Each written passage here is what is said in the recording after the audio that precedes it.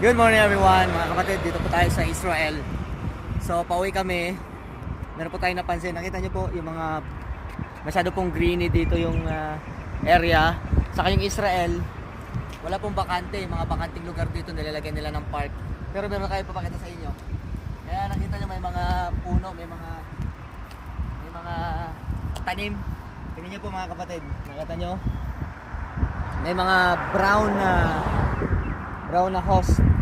So ano yan, sa buong Israel meron pong mga hose yan. Connecting yan lahat sa mga sewers, sa mga pinapaligo. So ini-extract lang nyo yung tubig. Ibig sabihin walang nasasayang na tubig dito sa Israel. So kaya mapapansin nyo, walang area dito na walang puno.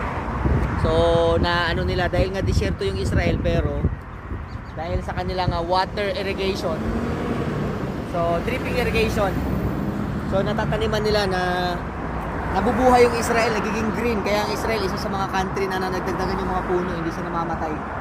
Alam mo? So dahil sa mga deep irrigation, may mga hose sa lupa. Okay? Ayan.